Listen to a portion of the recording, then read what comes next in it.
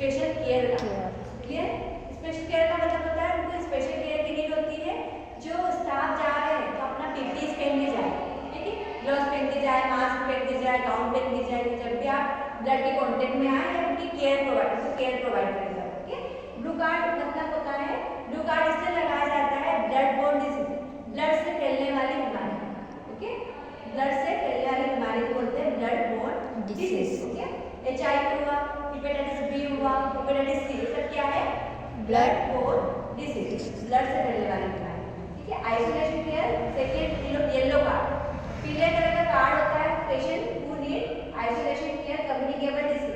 Communicable disease मतलब spread होने वाला, खांसी हुआ, टीबी वाले पेशेंट क्या होते हैं? खांसी करते हैं तो ये क्या है? Droplet infection. कम्युनिकेबल हो सकते हैं उनको तो है, पर बाकी जो पेशेंट है उनको भी क्या हो सकता है? टीबी हो सकता है। तो ये क्या है? कम्युनिकेबल डिजीज है जो एक पर्सन दूसरे पर्सन में फैलता है। Okay, and patient with immuno compromised condition. Immuno compromise का मतलब होता है इम्यूनिटी कम रहती है। इसको इम्यूनिटी पता है ना आपको? Yes ma'am. इसकी इम्यूनिटी कम होती है उसको क्या होता है? बहुत सारी बीमारियां हो सकती हैं। देखिए इम्यूनिटी आपकी ऑलरेडी कम है तो आपकी जो एंटीबॉडीज होती है वो बाहर के एंटीजन से फाइट नहीं कर पाएगी और बाहर का जो एंटीजन इन्फेक्शन है वो जल्दी से अटैक करेगा बॉडी में। ठीक है, तो उनको भी क्या आइसोलेट किया जाता है। इम्यूनो कम्प्रोमाइज किसको दिया जाता है? जो टीबी वाले पेशेंट होते हैं, ठीक है, जो कम्युनिकेबल डिजीज है उनको भी मेडिसिन दिया जाता है ताकि और इन्फेक्शन ना हो। Special care second third is orange card. Orange colour का कार्ड होता है patient with water borne disease. इसको पानी से बीमारी होती है, इन्फेक्टेड पानी से, डायरिया हो गया। ओके, हेपेटाइटिस ए से भी क्या हो सकता है? Diarrhoea, vomiting. Okay, and hepatitis E, hepatitis E pregnancy में होता है पेशेंट। हेपेटाइटिस बी कब होगा? प्रेगनेंसी में होगा। ओके, एंड कोलेरा टाइफाइड हो जाता है तो टाइफाइड से किसे फैलता है? स्टूल से फैल सकता है। ठीक है, सिक्रेशन से फैल सकता है, डायरिया होता है, वोमिटिंग हो सकता है। ठीक है, तो वो क्या है? Orange card.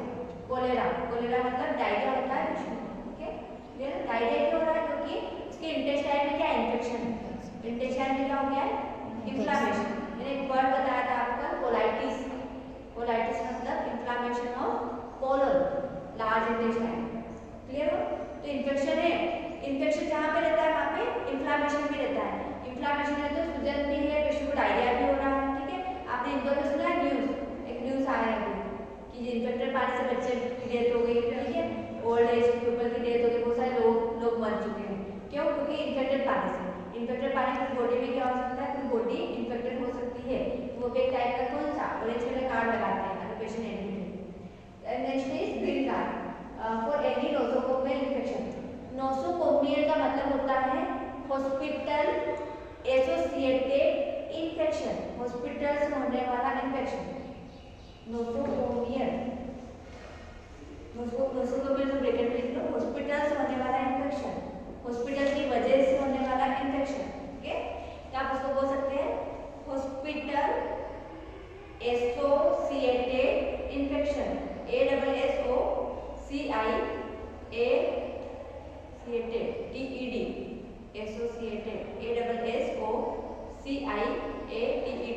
Hospital associated infection. Clear हुआ? तो उसको क्या बोल सकते हो? नोसोकोमियल इन्फेक्शन भी बोल सकते हैं, जो हॉस्पिटल से होने वाला इन्फेक्शन है। लाइक क्या? इकोलाई। ठीक है, इकोलाई मतलब पानी। हॉस्पिटल में क्या है? सप्लाई जो हो रहा है तो पानी में क्या है? इकोलाई नाम का बैक्टीरिया है जो क्या पेशेंट पी रहे हैं। वही पानी से क्या हो गया? इन्फेक्शन हो गया पेशेंट। ठीक है, एंड क्लेप्सिला नाम का बैक्टीरिया पानी में होता है।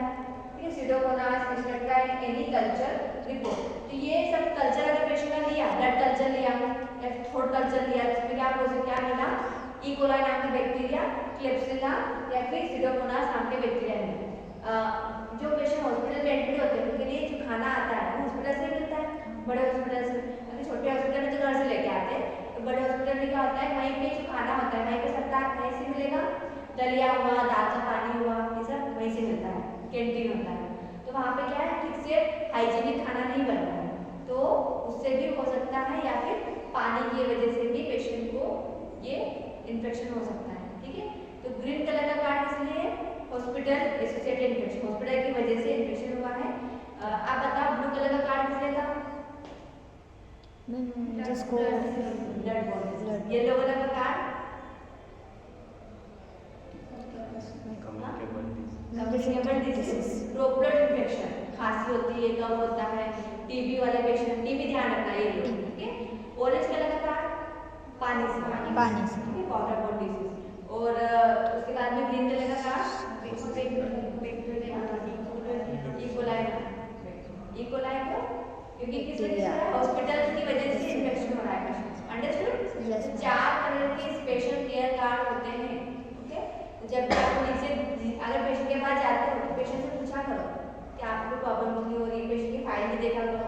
पेशेंट की फाइल पे अगर नहीं लिखा है कि टीबी स्पेशल केयर, उस पर लिखा होता है, माइक्रो कोड से लिखते हैं फाइल में स्पेशल केयर, और लिख सकते हैं येलो कलर का, या फिर टीबी लिख सकते हैं, ओके।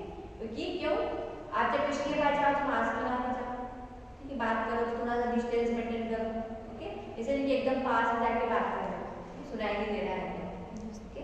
तो जब भी कोई भी पेशेंट के पास जाओ तो मास्क लगा के रखो, नहीं तो आप बीमार हो सकते हो, आपको भी खांसी हो सकती है, फीवर आ सकता है। क्लीनिंग एंड डिसइंफेक्शन क्लियर हुआ ये चीज़? यस। अब नेक्स्ट क्लीनिंग एंड डिसइंफेक्शन का मतलब होता है क्लीनिंग होता है साफ सफाई, डिसइंफेक्शन मतलब माइक्रो ऑर्गेनिज्म को किल कर देता है। पोछा लगा दिया तो क्या कर देगा? बैक्टीरिया को किल कर देगा। तो डिसइंफेक्टेंट सॉल्यूशन आप यूज करते हो, डेटॉल यूज कर लेते हैं, ठीक है। पानी जाते हैं तो पानी बकेट में डाल दिया, डेटॉल डाल दिया या सेवलॉट डाला, ताकि वो क्या करे, आपको आपकी बॉडी में जो बैक्टीरिया है, ठीक है, वो उसको किल कर दे, पानी में बैक्टीरिया से किल कर दे। Procedure to instrument cleaning and disinfection.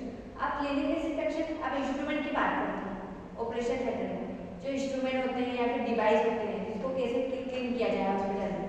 Tube डालते हैं उसको भी क्लीन कर सकते हैं, ठीक है। कुछ इंस्ट्रूमेंट माउथ में अगर टंग प्रेशर लगा रहे हैं, टंग प्रेशर पता है ना, वो लगा रहे, स्टील का है, मेटल का है, तो उसको भी आपको कैसे क्लीन करना है, कैसे डिसइंफेक्ट करना है, ठीक है। पहले क्या करना है, जो भी इंस्ट्रूमेंट डिवाइस यूज कर रहे हैं उसको क्या करना है, रीज द इंस्ट्रूमेंट।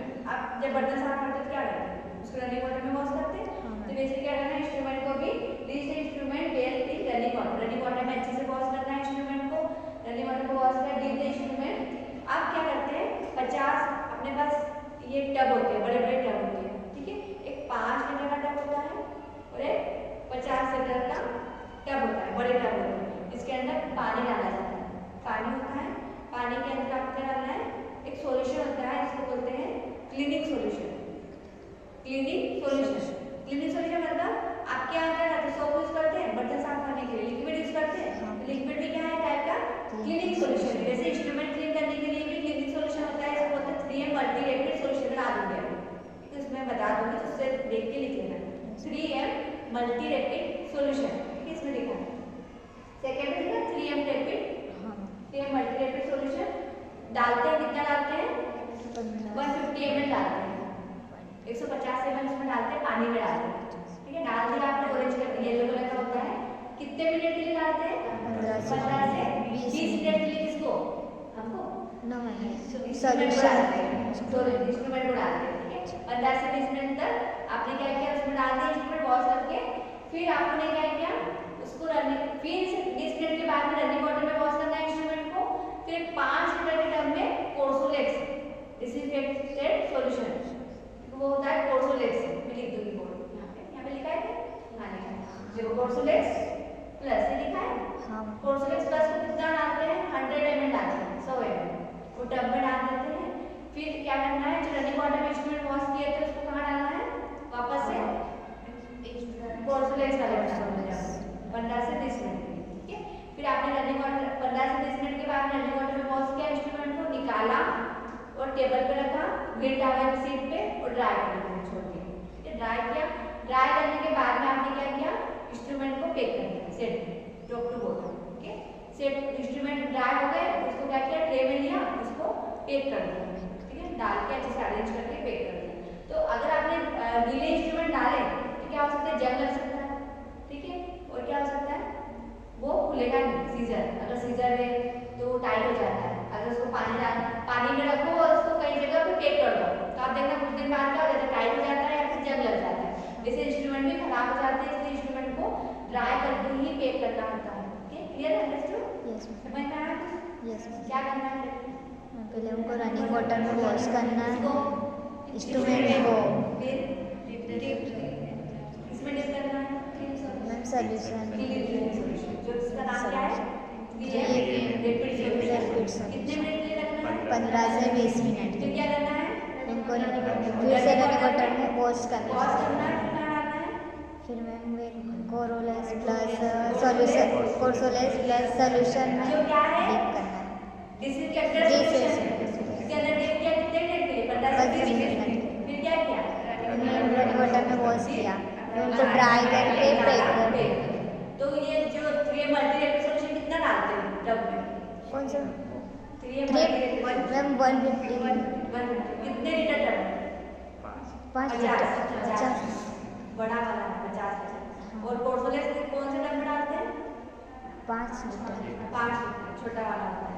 इसके अंदर कितना डालेंगे? 100। क्लियर हुआ? ये आपने जो हॉस्पिटल में सॉल्यूशन यूज करते हैं उसका क्या टेबल है? देखो परएसिटिक एसिड लिखा है ऊपर, दिखा है? Yes ma'am. परएसिटिक एसिड कितना 0.5% यूज करते हैं। Okay and cleaning agent soap like a dilution ready to use for hand wash. बस इतना याद रखो। सॉल्यूशन के नाम मैं बता देती हूँ।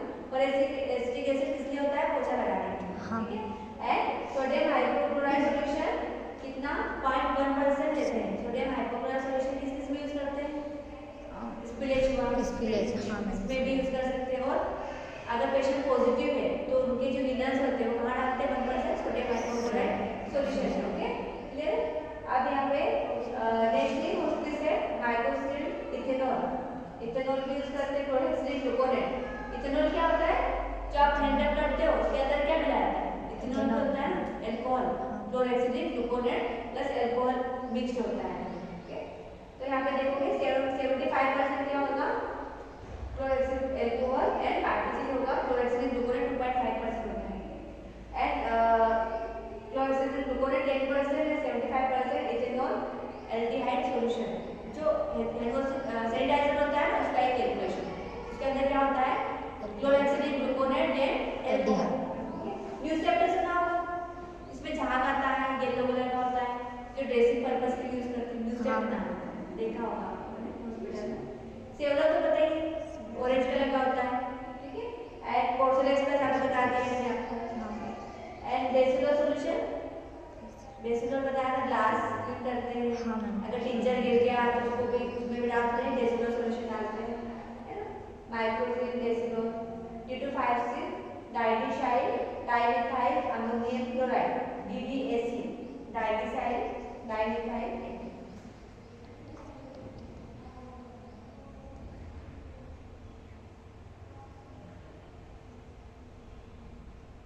देखो फुल फॉर्म आपको लिख देती हूँ। डाइडिसाइल डाइमिथाइल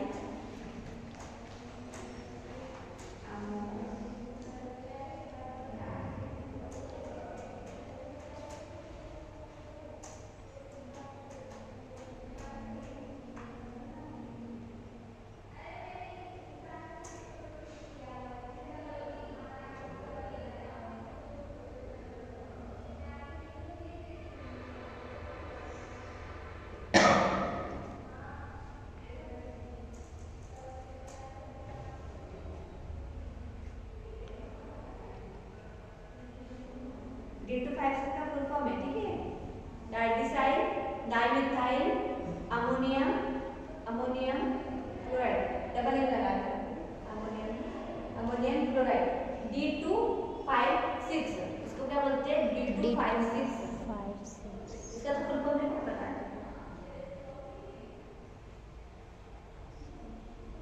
डाइडिसाइल अमोनियम क्लोराइड सॉल्यूशन में होता है didecyl dimethyl ammonium chloride. Okay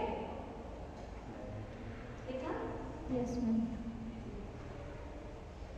तो वहां पे देखोगे DDAC D256 DDAC या फिर जो यहाँ पे आप देखते हैं बताती हूँ। ये लिखा है 100 ml D256 इन 5 लीटर वाटर। 5 लीटर पानी में आपको क्या मिलाना है? 100 ml जो अभी फुल फॉर्म बताया D256 didecyl dimethyl ammonium chloride. 5 litre पानी में डाइल्यूटेड होता है, मिला हुआ आता है जो आप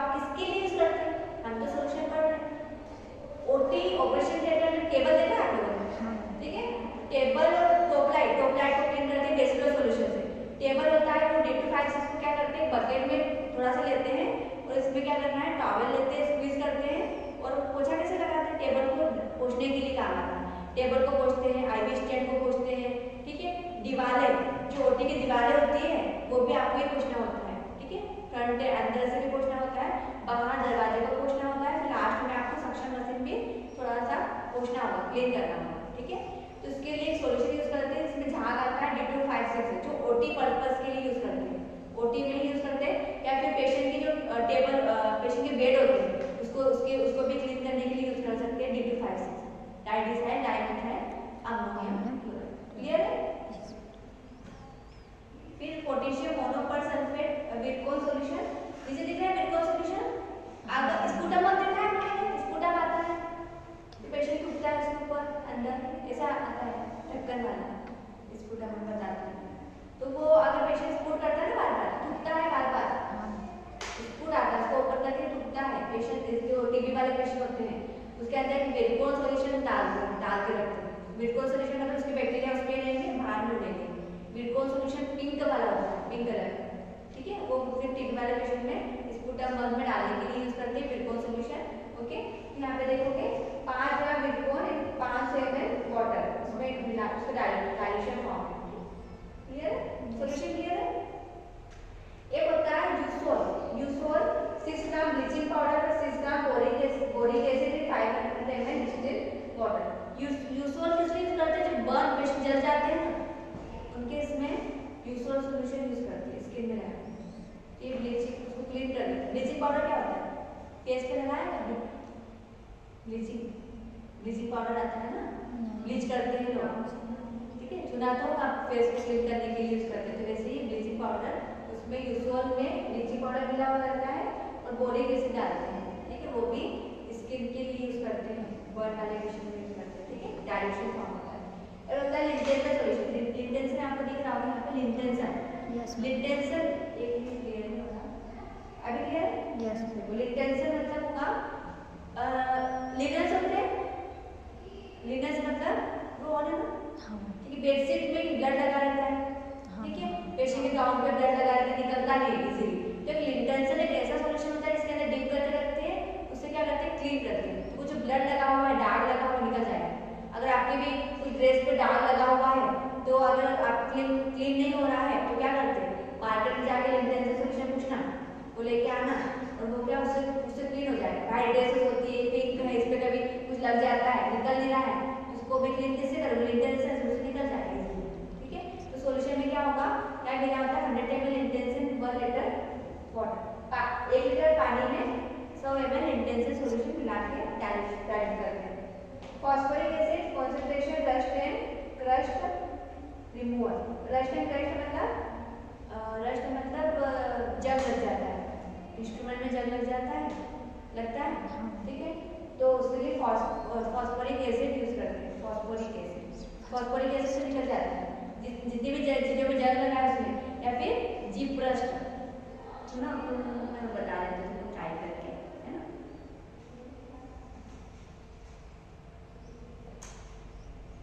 जिप्रस्ट, उसका नाम रस्ट है, ये जिप्रस्ट आप मार्केट में पूछना है, जिप्रस्ट एक जिप्रस्ट सॉल्यूशन होता है। जब अगर आपको जंग लगे वाले बर्तन, कढ़ाई होती है ना पुराने जमाने में, जंग लग जाता है तो वो सॉल्यूशन में डिप करके रखना, एकदम चमकने लगेगा।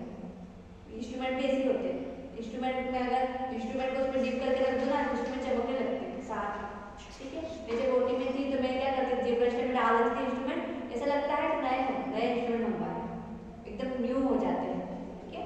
तो जिप्रस्ट मिलता है, मार्केट में मिलता है सॉल्यूशन, कि अपने पास भी रखा होगा। एक बार भी ओटी में चलना मेरे साथ, मैं आपको जितने भी सॉल्यूशन बता दूंगी, ठीक है, इस समझ में नहीं आएगा।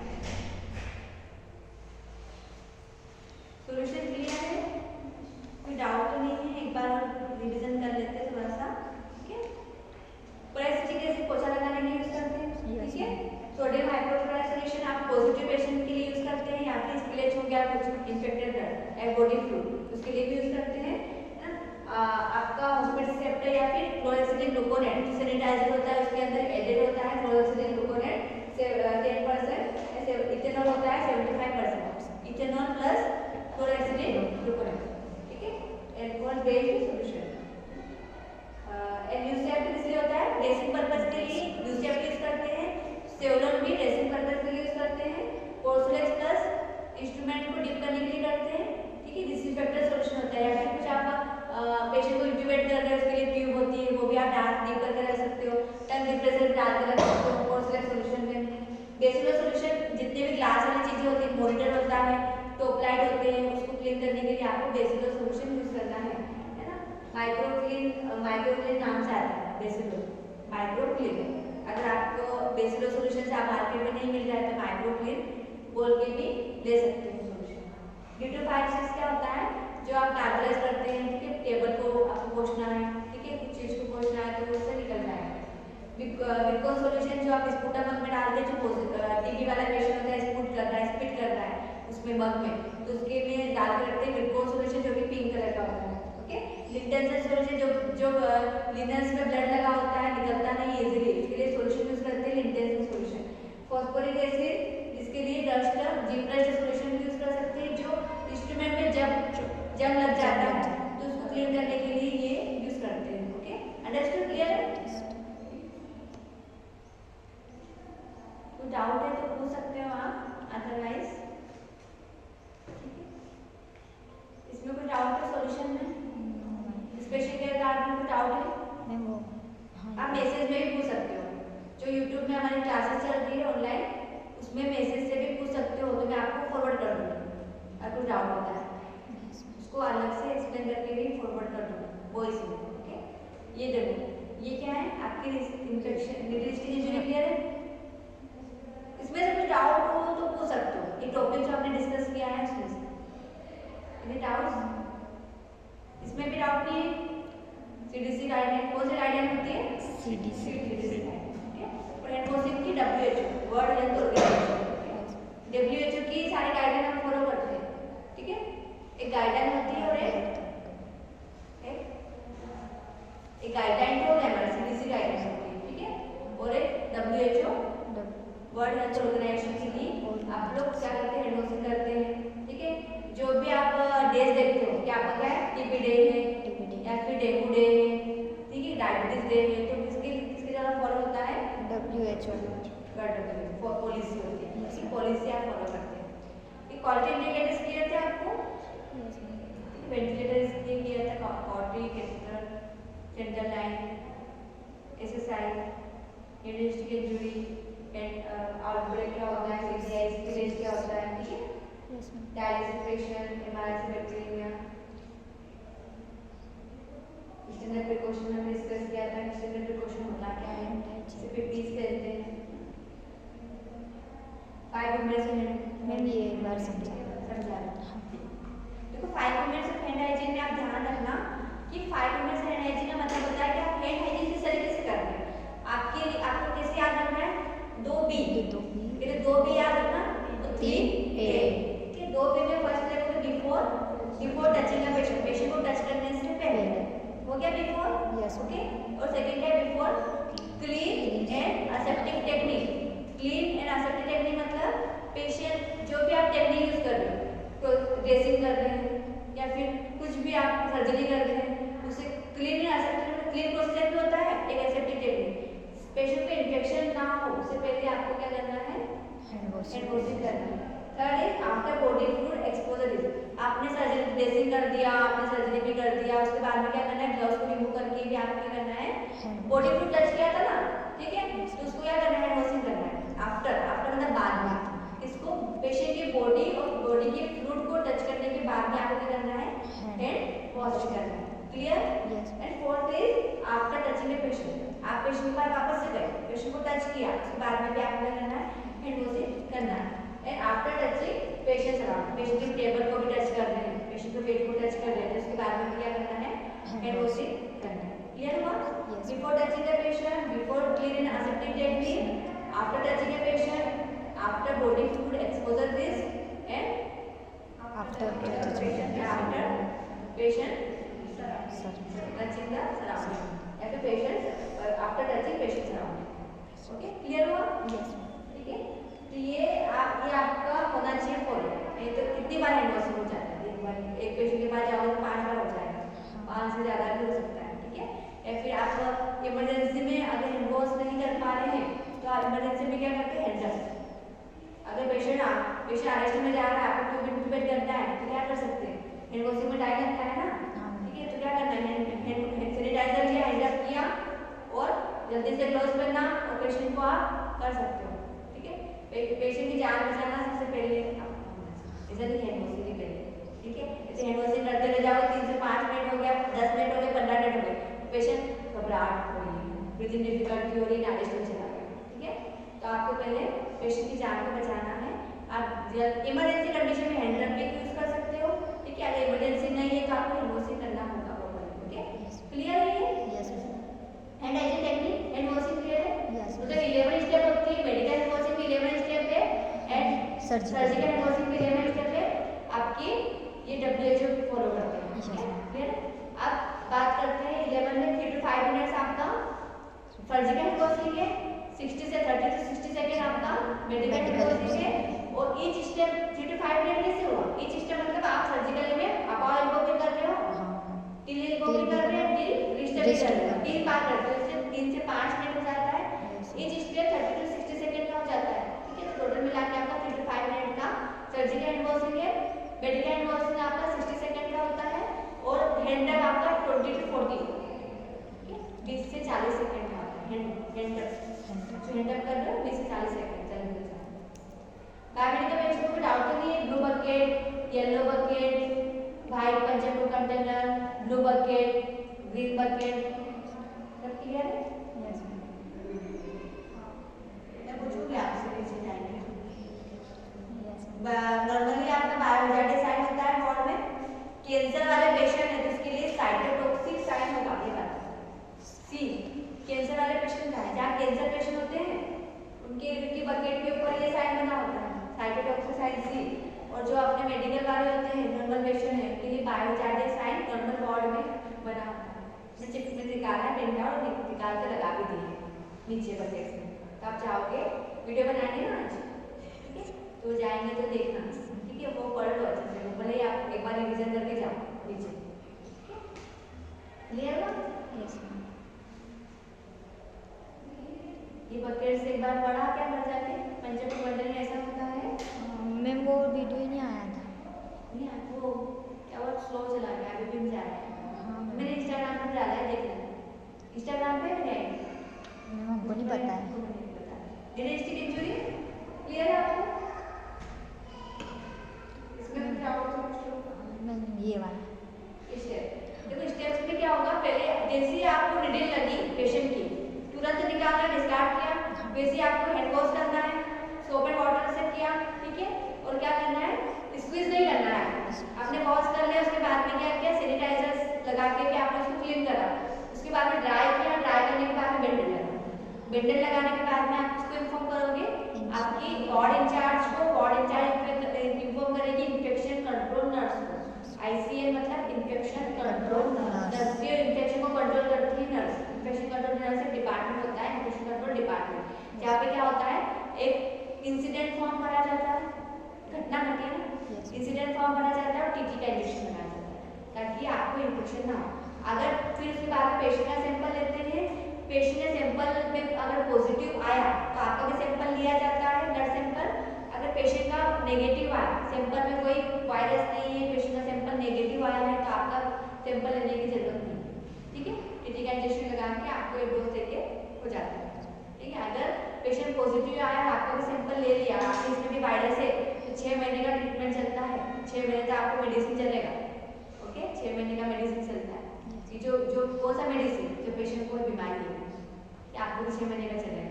तो बी केयरफुली, आप जब भी पेशेंट का निडल यूज करते हैं, ठीक है, 2 मिनट में तो कांड हो जाती है, पर जिंदगी भर सफर करना पड़ता है, ठीक है। तो जो आप निडल लगा है तो तुरंत आपको इन्फॉर्म करना होता है, ऐसा नहीं है कि आप छुपा रहे हो।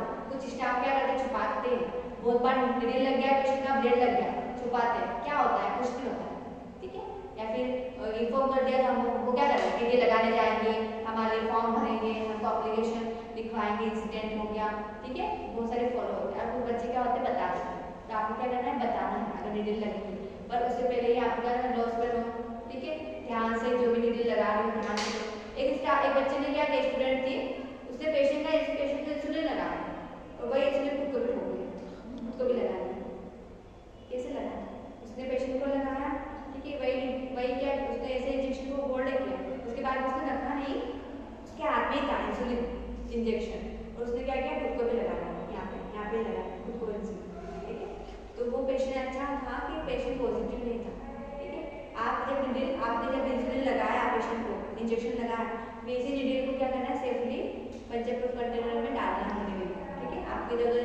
लाना नहीं है, ठीक है। और दूसरे पेशेंट को दूसरे अगर स्टूडेंट दो जा रहे हैं, एक ने लगाया दूसरे को भी लगा देंगे, ठीक है। ऐसे नहीं करना आपको, जैसे ही आपने इंजेक्शन लगाया वैसे आपको ट्रे पे रखना, आंटी वो ट्रे में ही रखना है, ठीक है। Clear, understood? उसमें आप डाउट नहीं है? स्पेशल केयर कार्ड में क्लियर है? Yes ma'am. Cleaning and disinfection instrument को भी कर सकते हो, कोई भी डिवाइस को क्लीन करना जो हॉस्पिटल में यूज करते हैं, ठीक है। अपने पास बहुत सारे मॉनिटर होते हैं, ठीक है, उसको बेसिनों से क्लीन कर सकते हैं, या फिर टेबल्स होते हैं, ट्रॉली होते हैं, उसको आप D2 5-6 से क्लीन कर सकते हैं, ओटी को भी क्लीन कर सकते हैं। Understood? Clear? Yes ma'am. Of कर दो। बंद।